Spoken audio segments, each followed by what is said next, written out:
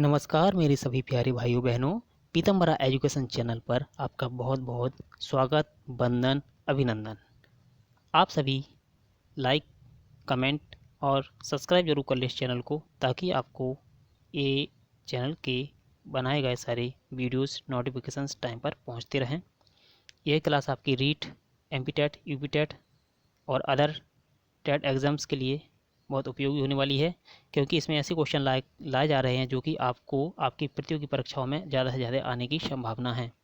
चलिए आज का क्वेश्चन की श्रृंखला प्रारंभ करते हैं। पहला क्वेश्चन है आपके सामने, समावेशी शिक्षा निम्नलिखित में से क्या है। कक्षा में विविधता बढ़ा, देखिए ऑप्शन को ध्यान से पढ़िए। समावेशी शिक्षा की बात की जा रही है, कक्षा में विविधता बढ़ाती है, पहला ऑप्शन। दूसरा, दाखिले संबंधी कठोर नियम बनाना। तीसरा, हाशिए परिचित वर्गों में टीचरों को शामिल करना, या फिर उपरोक्त सभी। पहले ऑप्शन पे ध्यान देते हैं। दाखिले संबंधी कठोर नियम बनाना, कठोर नियम बनाना तो ये बात ही नहीं होती है। दूसरा है हाशिए परिचित वर्गों के टीचरों की बात यहाँ पर कही जा रही, टीचरों की बात तो यहाँ पर समावेशी शिक्षा में कहीं की नहीं गई है।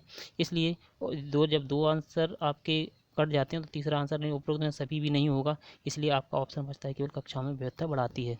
समावेशी शिक्षा का अर्थ क्या होता है। समावेशी शिक्षा का अर्थ आप सभी जानते हैं, शिक्षा का ऐसा स्वरूप होता है जिसमें समाज के सभी वर्गों के बीच में हम मतभेदों को भुलाकर या भेदभाव को मिटाकर सभी को एक समान शिक्षा देते हैं, तब कहलाती है समावेशी शिक्षा। ठीक है ना, ये आंसर उसका हो जाएगा। अगला क्वेश्चन है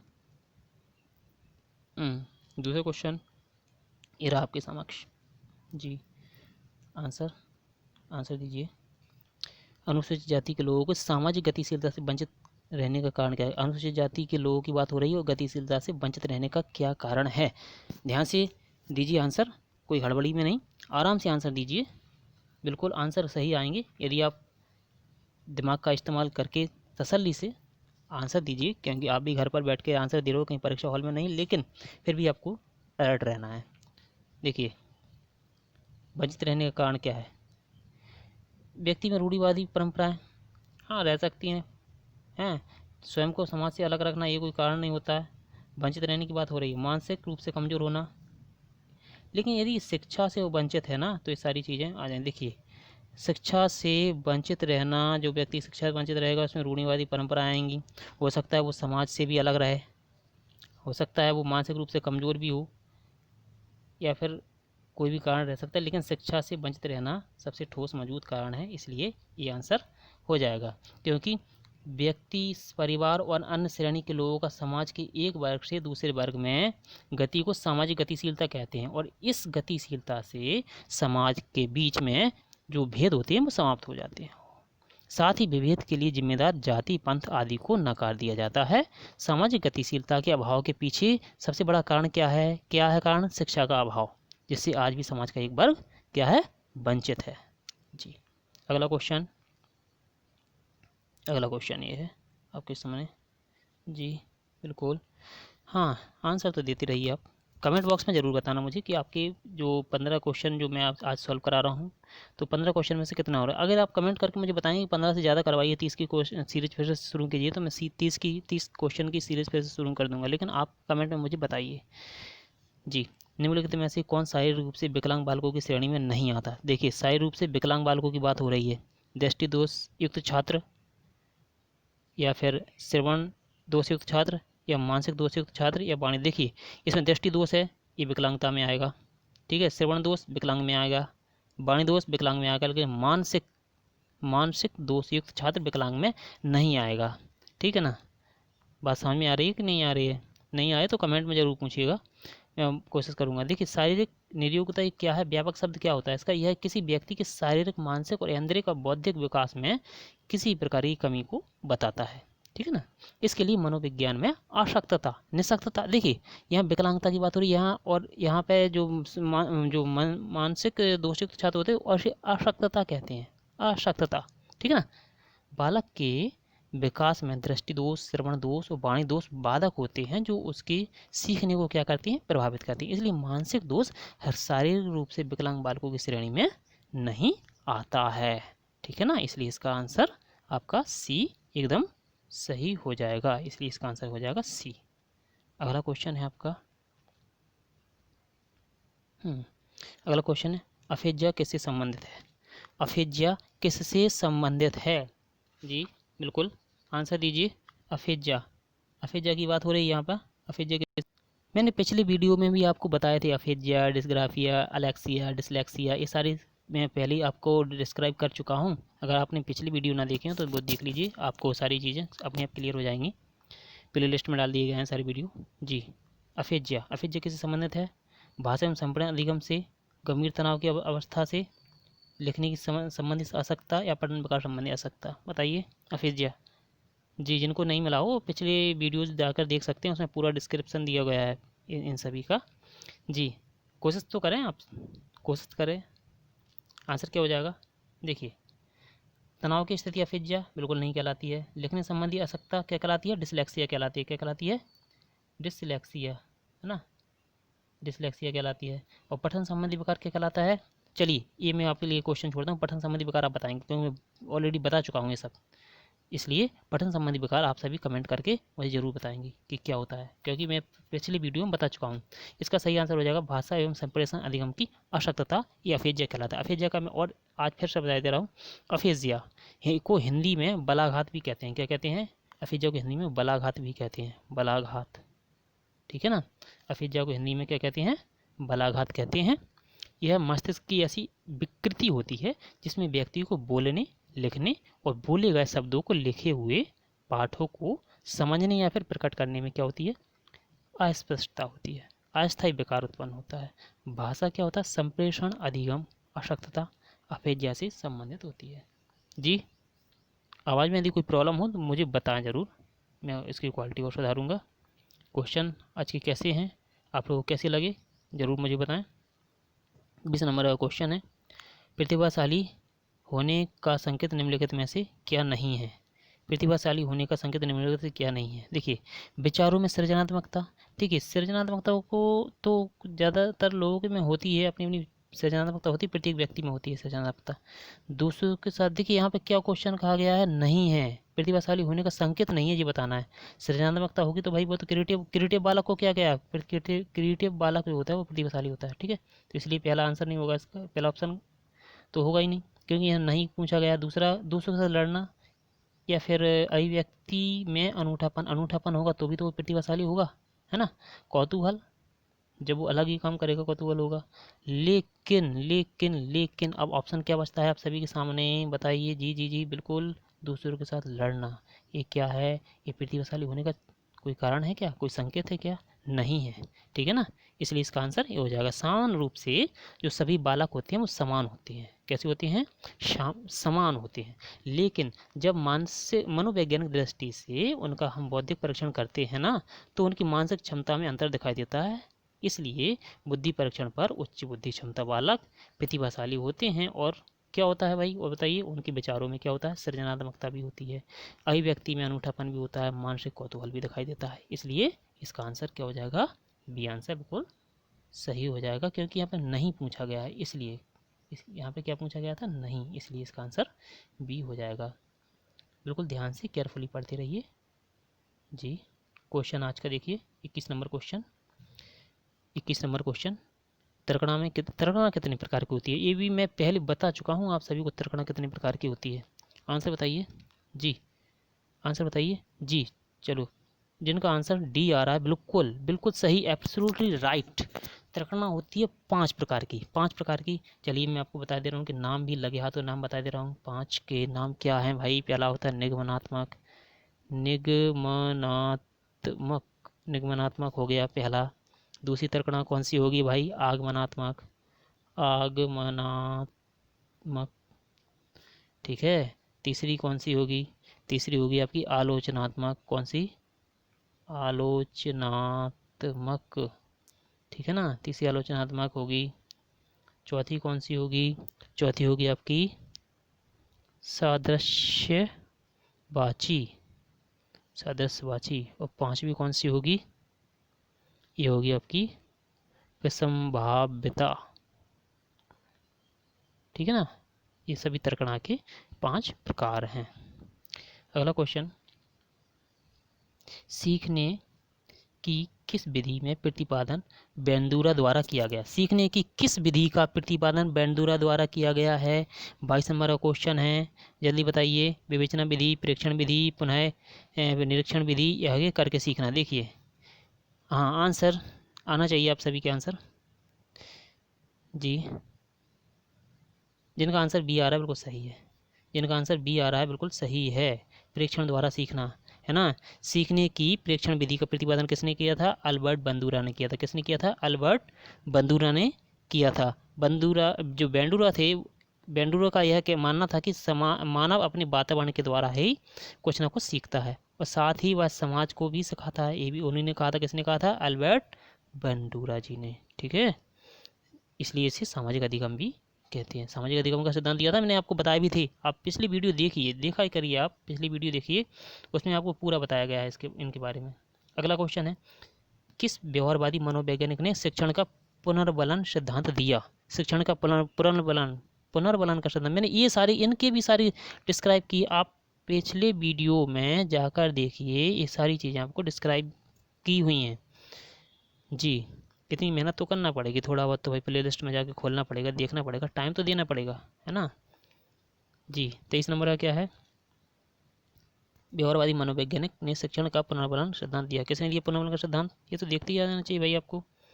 बताइए, इसमें सोचने की क्या बात? बी एन एफ स्किनर, बिल्कुल सही है, बी एफ स्किनर जी। शिक्षण का पुनर्बलन सिद्धांत बी एफ स्किनर ने दिया था, और इनके अनुसार ऐसी कोई भी क्रिया जो अनुक्रिया की संख्या में क्या करती है? वृद्धि करती है। क्या करती है? अनुक्रिया की संख्या में जो वृद्धि करती है ना, उसे क्या कहते हैं? पुनर्बलन कहते हैं। मान लीजिए कोई कार्य कर रहा है, उसे सकारात्मक परिणाम मिल रहे हैं, तो वो क्या करेगा? अपनी अनुक्रिया में क्या कर देगा? वृद्धि कर देगा। मान लीजिए आप मैथ के सवाल सॉल्व कर रहे हो, आपको 1 2 3 4 5 6 7 8 9 10 इस प्रकार से नंबर से पूरे सवाल आपको सॉल्व होते जा रहे हैं, तो आपको क्या होगा? आपको और अच्छा लगेगा, और अच्छा लगेगा, और आप पढ़ते जाओगे, पढ़ते जाओगे, पढ़ते जाओगे, जब तक कि आपको मन लगेगा। क्योंकि आप जहाँ आपको कठिनाई ज़्यादा महसूस हो जाएगी, वहीं आप छोड़ दोगे। इसलिए क्या है, इन्होंने क्या कहा था? इन्होंने इसलिए कहा था कि जो आपके पुनर्बलन होता है ना, वो क्या करता है? आपको आगे बढ़ाता है। ठीक है ना। इसलिए अनुक्रिया क्या करता है? कोई भी क्रिया जो क्या कर दे? अनुक्रिया की संख्या में वृद्धि कर देती है, उसे वो पुनर्बलन कहलाती है। ठीक है, अगला क्वेश्चन है, अगला क्वेश्चन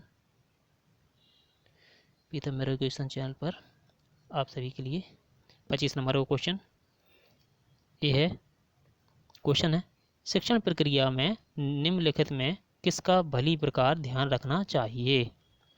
आंसर आंसर क्या होना चाहिए इसका?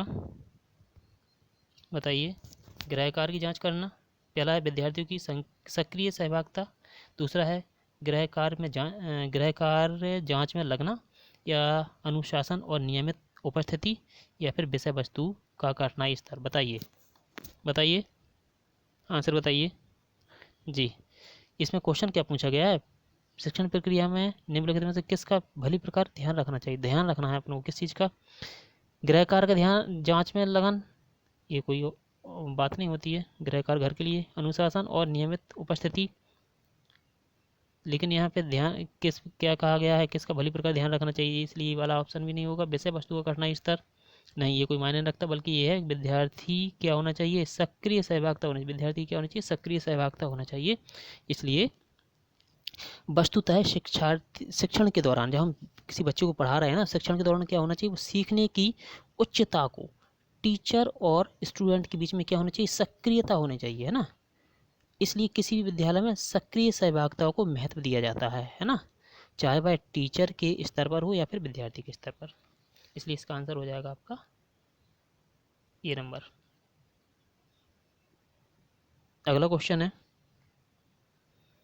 अगला क्वेश्चन आपका जी 26 नंबर क्वेश्चन आपकी स्क्रीन पर। निम्नलिखित में से समस्या समाधान को क्या बाधित नहीं करता? क्या बाधित नहीं करता समस्या समाधान? देखिए, अंतर्दृष्टि, या मानसिक प्रारूपता, मोर्चाबंदी, या निर्धारण। बताइए, आंसर बताइए जी। अरे बिल्कुल देख कर आंसर आना चाहिए। अंतर्दृष्टि, अंतर्दृष्टि किसे? सूझ का सिद्धांत जिसे बोलते हैं। किसे बोलते हैं? सूझ का सिद्धांत। क्या बोलते हैं? सूझ का सिद्धांत। अच्छा, सूझ का सिद्धांत किसने दिया था? बताइए, मैं आपको क्लू दे रहा हूँ। एक चिंपांजी नाम का एक सुल्तान था ना, एक चिंपांजी था, इसका नाम था सुल्तान, था ना, सुल्तान। सुल्तान पर एक किया गया था ना प्रयोग, किसने किया था बताइए बताइए बताइए, किसने किया था अंतर्दृष्टीय सूच का सिद्धांत? जी आंसर दीजिए। आंसर इसका है पहला, इसका आंसर पहला है, इसका आंसर है पहला, अंतर्दृष्टीय सूच का सिद्धांत। ठीक है ना। कोहलर, कोफ्फा, वर्दीमर ये कौन थे? अंतर्दृष्टिवादी गेस्टाल्टवादी थे ना, इसीलिए। ठीक है ना, सूच का सिद्धांत कोहलर ने। ठीक है, शाबाश। आगे क्वेश्चन है, देखिए स्किनर ने कौन कौन से दिए थे, अभी आपको बात बता दे रहा हूँ, देख लीजिए। क्रिया प्रसूत अनुबंधन स्किनर ने प्रयोग चूहे और कबूतर पर किए थे। किसने किसने किए थे? स्किनर ने। किस किन पर किए थे? ये चूहे पर देख रहे हो ना, चूहे पर है, यहाँ पर बटन लगे हुए, कुछ भोजन मिलता था, एक बटन को छूता था तो उसे करंट लगता था, इस प्रकार से अनुक्रिया की थी उन्होंने। इसी प्रकार से कबूतर की भी अनुक्रिया आपको दिखाई दे रही होगी ये। ठीक है ना। ये किस अधिगम, मैं बता दूंगा, और किस अधिगम मनोवैज्ञानिक ने बाल अधिगम विकास में पुरस्कार को महत्व नहीं दिया जाता है? बताइए, किस अधिगम मनोवैज्ञानिक ने बाल अधिगम को विकास में पुरस्कार को महत्व नहीं दिया जाता है? बताइए जल्दी। जी जी जी बताइए। थॉर्नडाइक, पावलव, स्किनर या गुथरी? आंसर क्या हो जाएगा? जी डी बिल्कुल सही है, क्योंकि इन्होंने पुनर्बलन की बात नहीं की। देखिए थॉर्नडाइक, इन्होंने भी कहा था, पावलव वगैरह, स्किनर वगैरह, इन्होंने कुछ ना कुछ दिया था उनको, लालच टाइप का दिया था कुछ, है ना। देखिए अधिगम का मतलब क्या होता है? सीखना। और गुथरी ने अधिगम के दौरान किसी भी तरीके से पुरस्कार को महत्व नहीं दिया, ये बात समझ लीजिए आप। गुथरी महोदय ने किसी प्रकार का कोई भी क्या नहीं दिया था? पुरस्कार को महत्व नहीं दिया था। उनका सिद्धांत कहता है, किसका सिद्धांत कहता है? गुथरी जी की बात कर रहे हैं, गुथरी महोदय की। गुथरी ने कहा था कि, क्या कहा था भाई बताइए, कि टीचर को क्या करना चाहिए? उत्तेजना और अनुक्रिया के बीच में क्या है? अधिकतम साहचर्य स्थापित करना चाहिए। क्या करना चाहिए?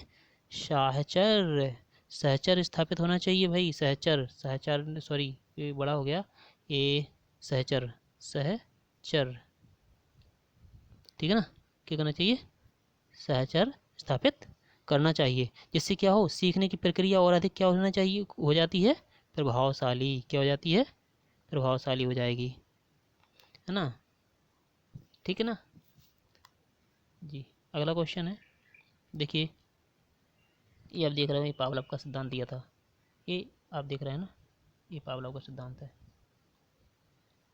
ये आप देख रहे हो, कुत्ते के द्वारा कुत्ते को एक इस प्रकार से भोजन दिया जाता था, वह घंटी बजाई जाती, तो इस प्रकार से उसकी वो एक नली लगी हुई है, इससे उसकी लार जो है बर्तन में आ जाती थी, इससे मापा जाता था कि किस प्रकार से वो। ठीक है ना। अगला क्वेश्चन, एक मिनट, चलिए हो गया। अगला, अच्छा देखिए एक प्रयोग ये वाला किसने किया था बिल्ली पर प्रयोग, बताइए। कमेंट बॉक्स में डालोगे या फिर मैं बता दूं आंसर? नहीं नहीं, देखिए प्रयास तो आपको भी करना पड़ेगा, ऐसी कोई बात नहीं है, आंसर तो मैं सारे बता ही दूंगा, लेकिन प्रयास आप भी करेंगे तो अच्छा लगता है। क्या है, फिर आप सभी टीचर बनने वाले हो, और टीचरों को पता होना चाहिए कि स्टूडेंट और टीचर का संबंध कैसा होना चाहिए, कैसा होना चाहिए, बताइए बताइए। सक्रिय, सक्रिय अनुबंधन होना चाहिए, यानी सक्रिय का मतलब है कि हम क्वेश्चन पूछें, आप आंसर दें, यानी इसीलिए तो आप भी सक्रिय बने रहोगे ना। अगर मैं ही आंसर देता रहूँगा तो फिर आप सक्रिय नहीं रहोगे ना, फिर तो आप कहोगे चलिए आंसर का तो मिल ही रहा है। चलिए खैर, 28 नंबर क्वेश्चन है, थॉर्नडाइक का व्यक्तित्व के वर्गीकरण का आधार क्या है भाई बताइए। अब बताइए, थॉर्नडाइक का ही था ना वो बिल्ली वाला, अब बताइए जरा, बताइए बताइए बताइए। थॉर्नडाइक का, थॉर्नडाइक के व्यक्तित्व के वर्गीकरण का आधार क्या है, बताइए। शारीरिक गठन, सकल सूरत? नहीं बिल्कुल नहीं होगा। समायोजन और बुद्धि? बताइए बताइए। बिल्कुल नहीं होगा, ये भी समायोजन की कोई बात ही नहीं थी। चिंतन और कल्पना? क्या पूछा इन्होंने, थॉर्नडाइक व्यक्तित्व के वर्गीकरण का आधार क्या है? यही तो है, चिंतन और कल्पना। ये वाला आंसर आपका कुछ सही हो जाएगा। अब रचनात्मक तो मौलिकता बात तो है ही नहीं। ठीक है ना जी। इनके बारे में थोड़ा सा मैं बता दे रहा हूँ अभी आपको, क्यों हो रहा है ये आंसर सी क्यों हो रहा है। देखिए थॉर्नडाइक ने अपने सीखने के सिद्धांत के अंतर्गत क्या किया था? प्रयास और त्रुटि का नियम दिया था ना, आपको पता है क्या दिया था? प्रयास और त्रुटि का नियम किसने दिया था? किसने दिया था? थॉर्नडाइक ने। ठीक है ना। उन्होंने व्यक्तित्व के विकास में चिंतन और कल्पना को क्या कहा था? व्यक्तित्व के विकास में चिंतन और कल्पना के बीच में व्यक्तित्व के में सीखने की क्या किया था? क्रिया सरल होती है। इस उनका सिद्धांत बड़े और मंद बुद्धि बालकों के व्यक्तित्व के विकास के लिए बहुत उपयोगी भी है। ठीक है, किनका है? थॉर्नडाइक का। अगला है 29 नंबर क्वेश्चन, 29 नंबर क्वेश्चन देख लीजिए। 19 नंबर क्वेश्चन है मैकडूगल के अनुसार मूल प्रवृत्ति जिज्ञासा का संबंध कौन से संवेग से है। देखिए संवेग, ये भय, घृणा, भूख, आश्चर्य वगैरह, ये सभी क्या है, ये क्या है, संवेग क्या है, संवेग, ये सही संवेग है ना। बताइए कौन संवेग। अच्छा मैकडूगल, बताइए मैकडूगल के अनुसार मूल प्रवृत्ति जिज्ञासा का संबंध कौन सा है, जल्दी बताइए, फटाफट से आंसर दीजिए, बहुत आंसर इजी है, बताइए जी। आश्चर्य, आश्चर्य बिल्कुल सही है, जिनका आंसर सी आ रहा है बिल्कुल सही है आश्चर्य। मैं आपको बता, अच्छा क्वेश्चन मैं आपसे एक पूछ रहा हूँ कि मूल मैकडूगल ने कितने संवेग बताए थे, बताइए आंसर बताइए, कितने बताए थे। अच्छा ऑप्शन बता दूँ, ऑप्शन दे दूँ मैं आपको, चलिए आपकी सुविधा के लिए दे, 7, 14, 21, 12, बताइए जी, बताइए। हाँ बिल्कुल सही है, जिनका 14 आ रहा है बिल्कुल सही है। मैकडूगल महोदय ने 14 संवेग बताए थे, कितने दिए थे, 14 संवेग, कितने दिए थे, 14 संवेग दिए थे, और उनकी मूल प्रवृत्ति को बताया था, ठीक है ना। जिससे मूल प्रवृत्ति जिज्ञासा का संवेग आश्चर्य है, जिससे मूल प्रवृत्ति जिज्ञासा का संबंध क्या है, संवेग आश्चर्य है, ठीक है। जो कि पलायन, भय, निवृत्ति का क्या होता है, घृणा, ठीक है। इस प्रकार से उन्होंने बहुत सारी बताए थे। अगला है क्वेश्चन, आखिरी क्वेश्चन है, 30 नंबर का क्वेश्चन है जी, आखिरी क्वेश्चन है। परीक्षा में तनाव निष्पत्ति को प्रभावित करता है, यह तथ्य निम्नलिखित में से किस प्रकार के संबंध को स्पष्ट करता है जी। संज्ञान भावना, तनाव विलोपन, निष्पत्ति चिंता या संज्ञान प्रतियोगिता। जी ये नंबर बिल्कुल सही है, जिनका ये है, ये जो आंसर ये दे रहे हैं ये बिल्कुल सही आंसर है, ये आंसर बिल्कुल सही आंसर है जी। इसका मैं बता दे रहा हूँ क्यों है। संज्ञान कुछ महत्वपूर्ण मानसिक क्रियाओं का सामूहिक नाम होता है, क्या होता है, सामूहिक नाम, ठीक है ना, सामूहिक नाम है, जिसमें क्या क्या होना चाहिए, ध्यान, क्या होना चाहिए, ध्यान, स्मरण, ध्यान स्मरण, निर्णय लेना, भाषा की निपुणता और समस्या हल करना शामिल है, ठीक ना। इसलिए परीक्षा में तनाव की निष्पत्ति के लिए संज्ञान और भावना एक संबंध कायम होता है, होना भी चाहिए, जो कि समस्याओं के निष्पादन में कारगर होता है। इसलिए भाइयों, मेरे प्यारे भाइयों बहनों, आज का तीसरे जो 30 नंबर वाले का जो आंसर है वो आपका संज्ञान होगा। इसी के आज के लिए इतने ही क्वेश्चन। आप सभी से फिर से कहना चाहेंगे, चैनल को लाइक करें, कमेंट करें, यदि कुछ समझ में नहीं आता है, यदि कोई समस्या है या मेरा वीडियो में आवाज़ की कोई प्रॉब्लम है तो कमेंट भी कर सकते हैं। अपने दोस्तों को ज़्यादा से ज़्यादा शेयर करें ताकि वो भी इन प्रश्नों की श्रृंखला से लाभ उठा सकें। चैनल को सब्सक्राइब करें और बेल आइकन को ज़रूर प्रेस करें, जिससे आपको आने वाले सारे वीडियोज़ के नोटिफिकेशन टाइम पर मिलती रहें। Thanks for watching, tata bye bye, मिलते हैं अगले वीडियो में, तब तक के लिए प्रसन्न रहिए, खुश रहिए, मेहनत से आगे बढ़िए और जल्दी ही सफलता आपको मिले, ऐसी शुभकामनाओं के साथ नमस्कार।